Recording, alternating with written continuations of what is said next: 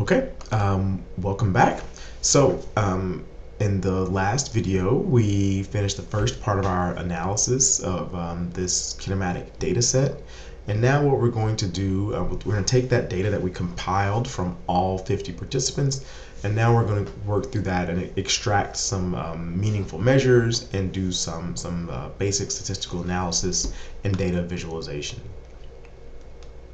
So for this, we're going to go to the file that is called Analyze Joint Angle Data. And again, it's annotated and has a description of its purpose near the beginning here. All right, so I'll bypass this. So the first thing that we're going to do is we're going to load the file that we just created. Okay, so this was the summary data from our previous script. So I'm just going to highlight all this code, right-click, evaluate.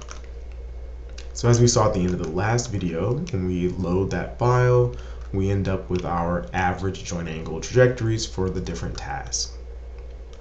So just to reorient you to the data that we're dealing with here, each of these variables has the same dimensions. This is a 3D array where each row corresponds to a different joint angle. So there are 12 joint angles. Each column corresponds to a different slice of the gate cycle where it's time normalized to have 101 data points.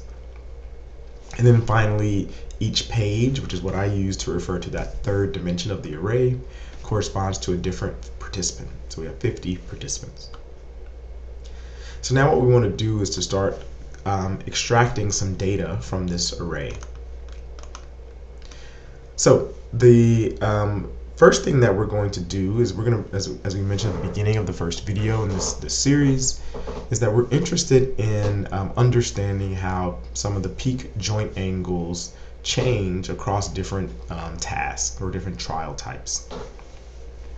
So the first thing that we want to do is extract these peak joint angles. So technically we're computing peaks of average joint angle trajectories. What you really want to do here is actually take the raw trajectories, compute the maxes from those, and then average those maxes. So just for simplicity here, this is what we're doing in this set of code. So here, lines 26 through 30 are where we do this. So let's walk through this code. So it's a little bit complex.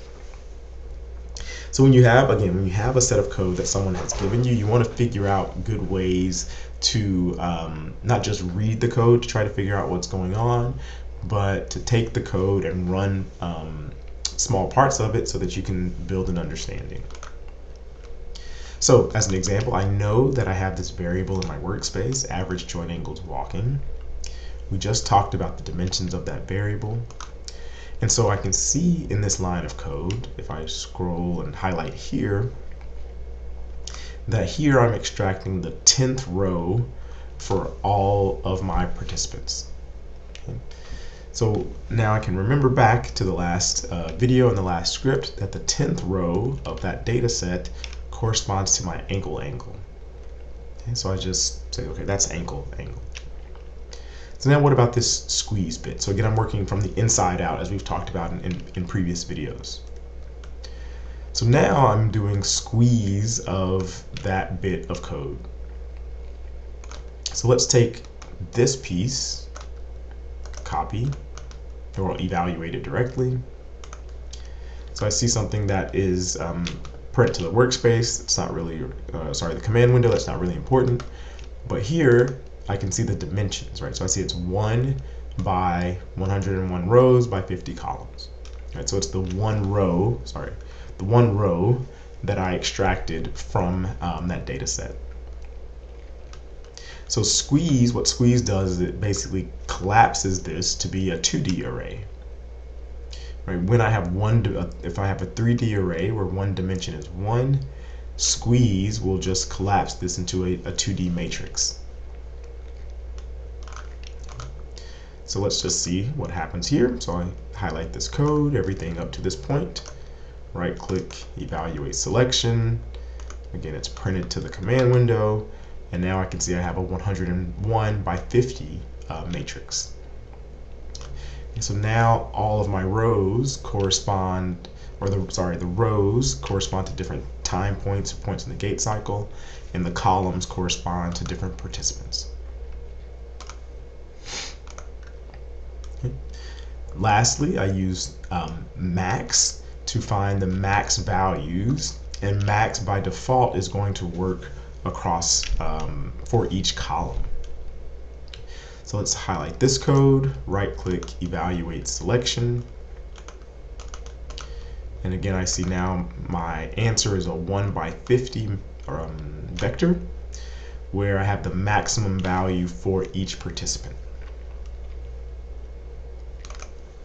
Okay. So again, this is something that you might want to pause the video for a bit and do the same thing that I was doing to make sure you understand, or not only what this code is doing, but you just get comfortable taking existing code and working through it by copying and pasting and running parts of the code.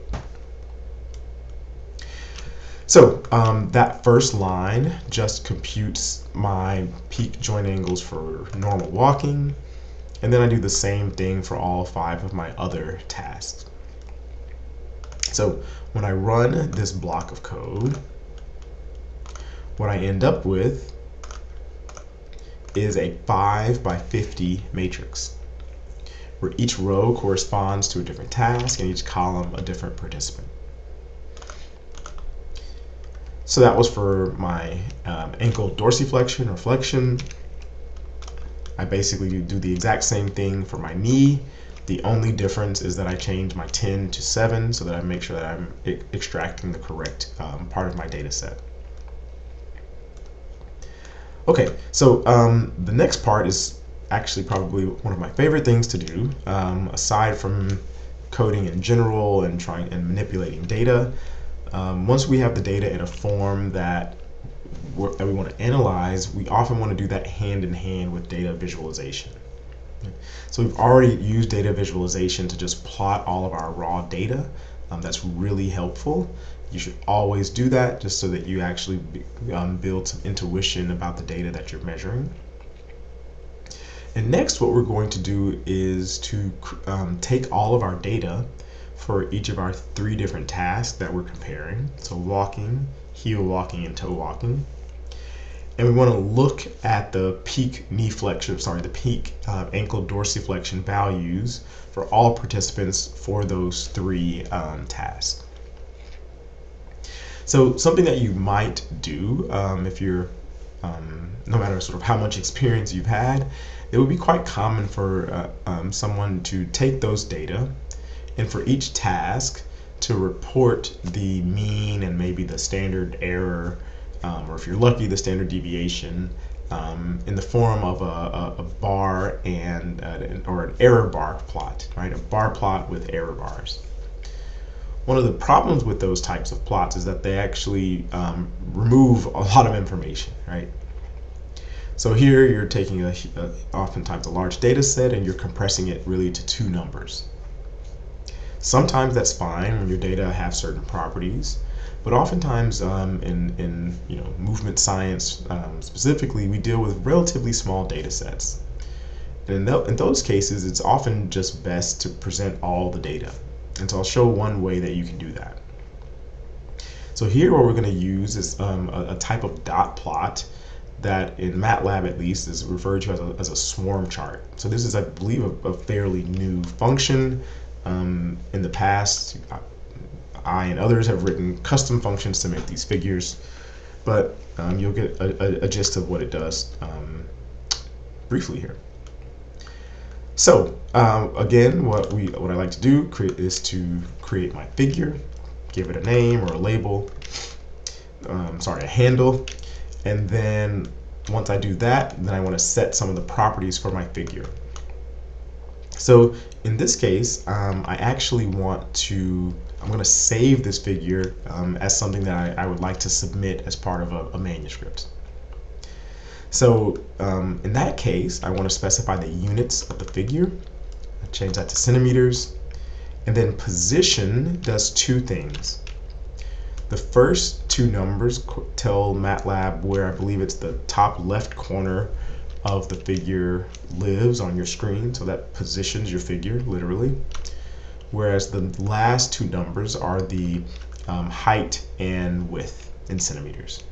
Sorry, the width and height, please. And so here I set these to be approximately what I would need if I wanted my figure to be one panel width in a standard journal article. And the reason why I do this is because if I make the figure the correct size now at the beginning, once I add the data and add my labels, if I can read it on the screen, it's probably good enough to be printed on a sheet of paper. All right, so what we're going to do here is use a function called swarm chart. Okay? So this is the dot plot that I was just referring to. So swarm chart has a few different arguments or inputs. And again, when we have a new function that we don't know, we can do a few things. We can do help, swarm chart. Okay. So typing in help in the command window is most useful for understanding the syntax of a function. So its inputs, the different options that you can set here. So for instance, the type of marker, colors, and so on. And then there's often simple examples. So let's actually look at what we can do when we're given an example like this. So I could actually just highlight this code,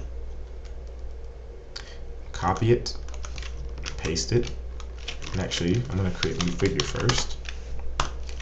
Paste it, press enter, and this is what I get. Okay, so this is a swarm chart. So the idea here is that you can plot lots of data for different conditions here. This would be 4 different conditions. And in places where the data have the similar y values, they're basically scattered along the x-axis. So this allows you to really get a sense of the distribution of your data. Right? So typically, if we have large data sets, we have most of the data near the middle of the distribution, and then fewer points near the extremes. All right, so let me close that. So let's go back here. So actually, let's go back here. So our swarm chart in this most basic operation has two inputs. The x values, and those are normally integers. So for instance, they correspond to different categories. And then the corresponding y values. So each data point has an x and a y coordinate.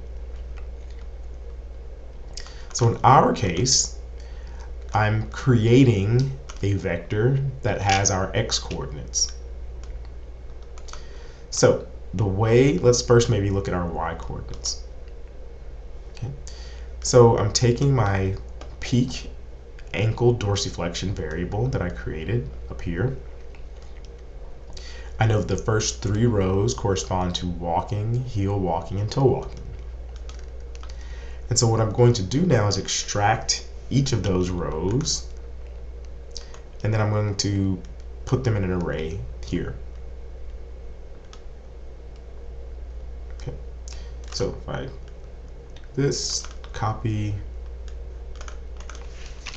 I just want to get the size of this. Okay. So because I'm putting them all side by side, I'm basically making a horizontally long or array or row vector. So again, walking would be my first set of points. Then my second would be, and I don't remember, heel walking and toe walking. All right. So now I need to create a vector of x values that correspond to those 3 tasks. And I want all the walking to correspond to 1, all the heel walking to correspond to 2, and then the toe walking to correspond to 3. I know I have 50 data points in each case because I have 50 participants.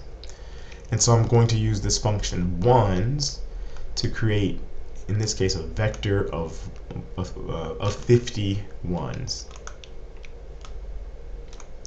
So if I just highlight this piece of code, again, this is what you should get into the habit of doing. I'm going to copy it,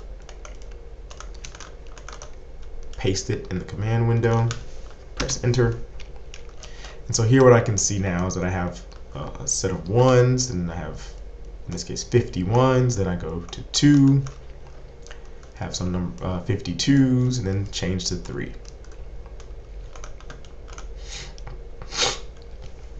All right, so that's the most basic set of information that I need for my swarm chart. But we're going to specify a few different parameters or options. So in this case, instead of having open circles like the example we just saw, we want to use filled circles. We're going to specify something called the marker face alpha. So the alpha has to do with transparency. And so the face is basically the center part of the marker, and then the edge, of course, is the edge. All right, so that's gonna plot our data. Then here we're gonna, as we always do, specify where we want to place the tick marks, what we want those labels to be, and do the same thing for our Y label. All right, so let's highlight this block of code, evaluate selection. And there we go. So here is our figure. We see that on the x-axis we have each of our trial types. So walking, heel walking, and toe walking. Y values are our peak ankle dorsiflexion angles. We can see for walking we tend to have peak angles that are on average maybe -10 degrees. For heel walking, right, you can imagine that when you're walking on your heels, you dorsiflex, so you should have more positive angles. So here the mean is closer to 0. And then finally for toe walking, where now you would imagine you'd be plantar flexed, you have much more negative values. Okay. So this is a way that we can show all the data. We can make sure that the results are consistent with our intuition or our understanding of mechanics, not really intuition here. And we can see how consistent these individual values are across participants for each task. Okay. So this is a really useful plot. The next thing that we'll do is that we'll actually run a repeated measures ANOVA. So just show you an example of one type of statistical test you could run in MATLAB. You could do most any other type of test that you would need. And then we'll, as you might do in a publication quality figure, we'll denote pairs of conditions that are statistically significantly different from one another. And then we'll export that as a PDF and save our results. All right, so I'll see you on our next and final video here. Actually, one last note is that we have another video that we've maybe referred to earlier that talks through some of the principles of data visualization. I highly recommend you check that out. It's linked in the GitHub, and that will really help you really think about different ways that you might visualize data and different factors and options that you want to set for your figures to really take control of the story you're communicating with your data. Okay, here we are in our final video, where we're going to do two main things here. We're going to perform a statistical analysis of our data. So we're going to run a repeated measures ANOVA to test whether there are tests for differences in our peak dorsiflexion angle across our 3 types of walking trials. Once we run that statistical analysis, we're then going to indicate the results directly on our figure using code, and then export that figure as a PDF. All right, so as I mentioned earlier in the previous video, you can perform most types of common statistical analyses directly in MATLAB through what's called the statistical analysis, or sorry, the statistics, I think it's the statistics and machine learning toolbox. So hopefully you already have this installed. If you don't, you may need to select add-ons and go to get add-ons to find this toolbox. Okay. So here in this section of code is where we're going to start our statistical analysis. So one of the first things that you need to do with most of these types of statistical analyses in MATLAB is reformat your data. Okay. So recently MATLAB has moved to a form where a lot of their statistical tools require you, or they operate on tables. So in this case, I'm going to create a table that contains my ankle dorsiflexion values, and I'm going to use the table function. So the table function has several arguments or inputs. The first is going to be or first set of inputs will be the values that you'd like to place in each of the columns. So each comma moves you to a different column. So in this case, my first column, I want to have the numbers 1 through 50. So this is going to correspond to my 50 participants. The second column will have each participant's peak dorsiflexion angle for normal walking. Then we'll do heel walking, so this is 2, and then finally toe walking.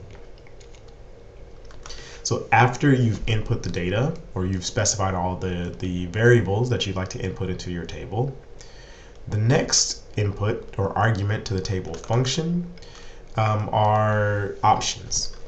All right, so in this case, the only option I'm specifying is the variable names. So this is basically, these will be the headers. This will be the header of my table. And I specify the names of the variables in each column as a cell array. Okay.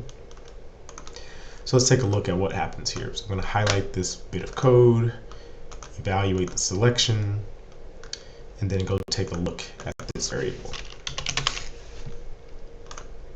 Okay, so here's my table.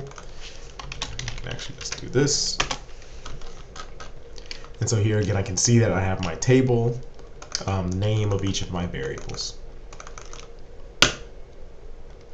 And one thing that I can see when I look closely at the table is that in some cases I have NaN values, and that would basically be a case where this participant 8, did not have any heel walking trials. All right. So, so now we have our table. So here we're going to do a repeated measures ANOVA. And so while this is not a course on statistics, even though if you'd like some more training on statistics or to develop your statistical analysis skills and expertise, we do have videos from Dr. Keith Lose that are based in R, but talk through a set of different types of statistical analyses. In this case, we're using a repeated measures analysis because for each person repeats different walking trials. And so essentially what we would like to do is to run an analysis that asks whether the dorsiflexion angle changes for each person on average as they move from one trial to another.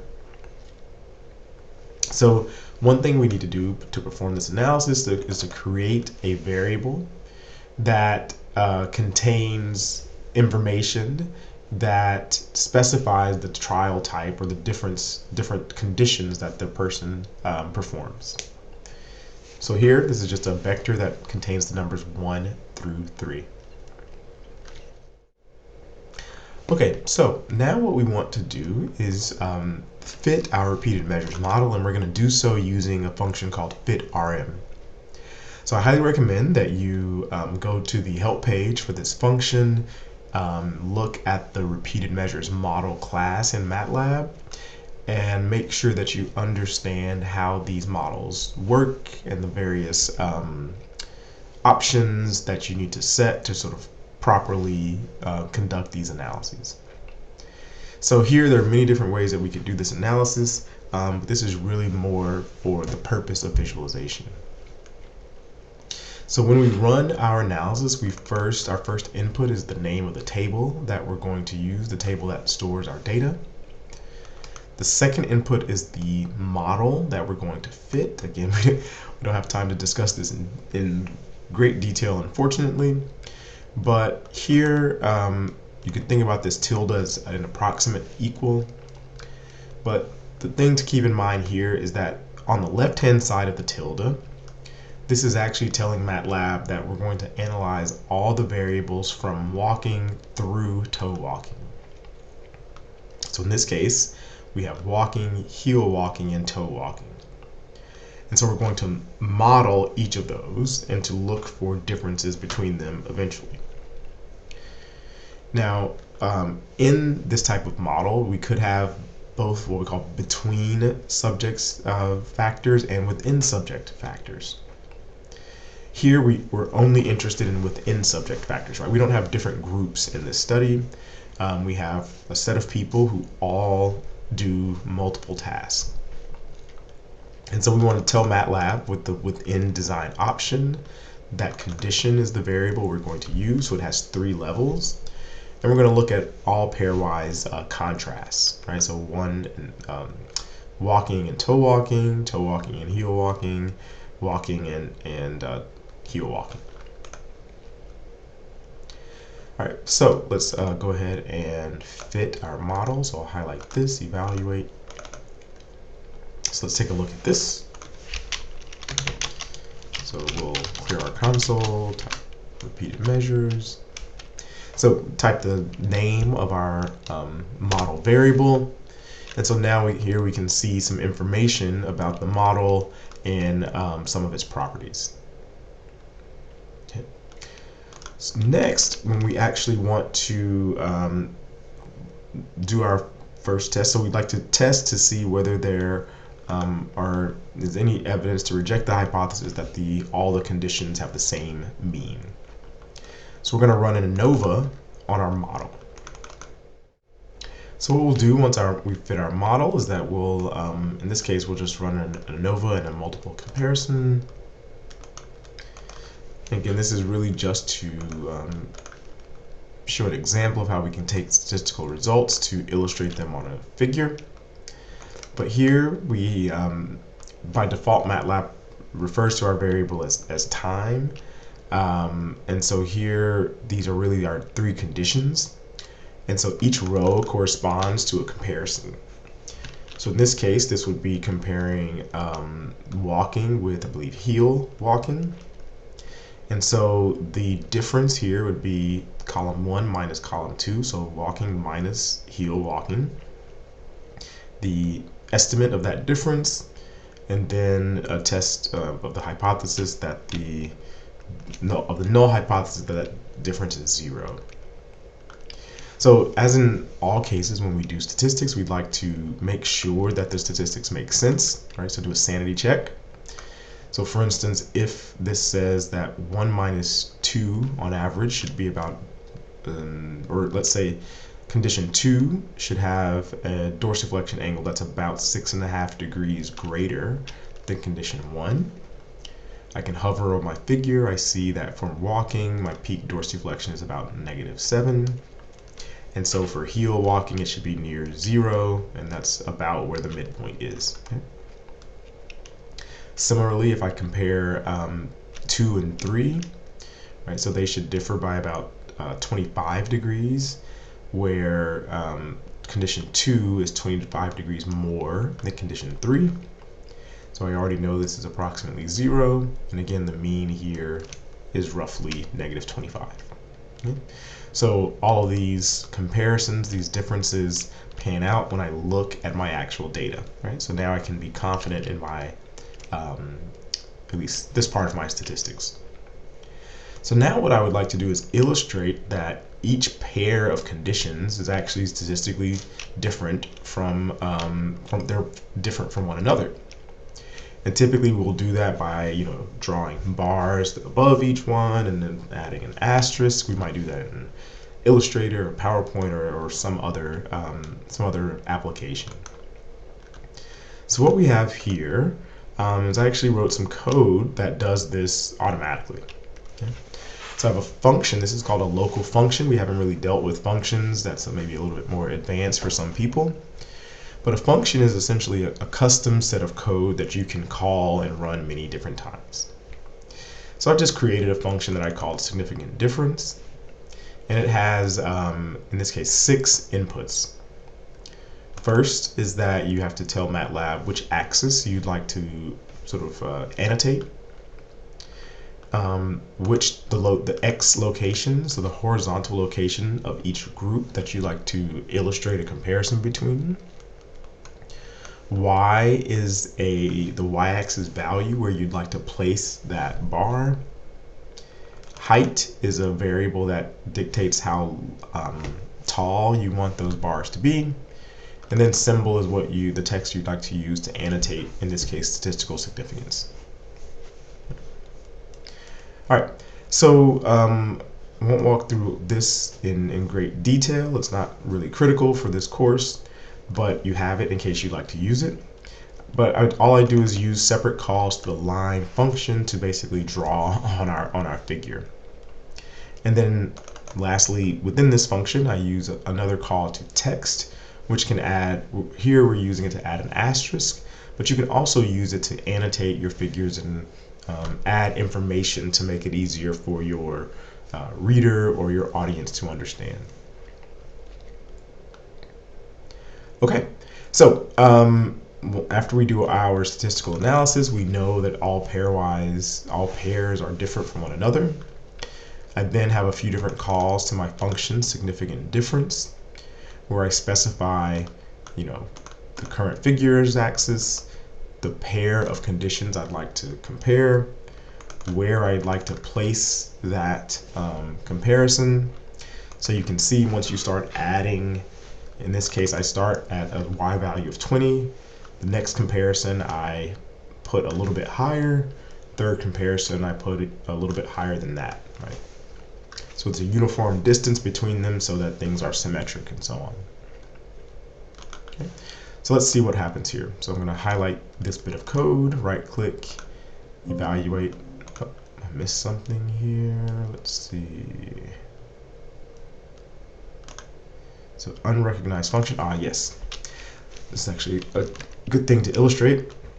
So one thing that can be challenging when you're running code that either you write or someone else has written is if I try to run this line of code, I received an error. When I tried to run it, I received an error. And that's because this function is a local function. So when I highlight the code and evaluate selection, MATLAB is looking for a function that lives outside of this particular script.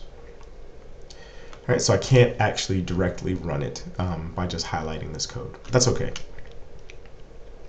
So what we'll do, we're actually just run the whole script. But before we do that, I just wanted to highlight these last two key lines of code where we save our figure as both a PDF here and a MATLAB.fig file. Okay. So hopefully you've already seen that, as we've done that in our previous videos for our model data analysis pipeline. So after that, we go through some of the same pieces of code for our knee flexion, but I didn't complete that. That's left for you all to complete, just to make sure you're getting a handle on how to do some basic processing and statistical analysis in MATLAB. So to conclude, I'm going to just press run and show you the final figure. So we'll minimize this. Is the knee flexion one that's not complete. We minimize this. We now see our figure. It's the appropriate size, has our labels, indications of statistical significance. If I actually wanted to publish this, I'd make some maybe minor changes to some of the fonts and line thicknesses and things. But you can get the gist of it here. And if we go to our current folder, we can see our PDF. Right click, open outside MATLAB, and then here's our figure.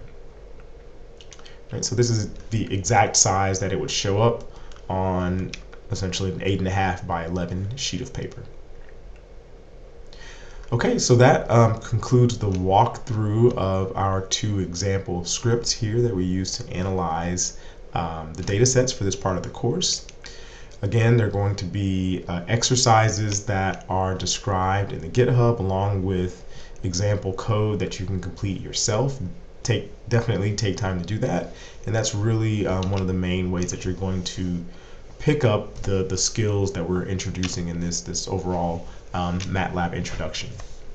As always, if you have questions, feel free to use our Repo Rehab Slack, contact your TAs or any of the instructors, and we can find a way to help you and get you up to speed.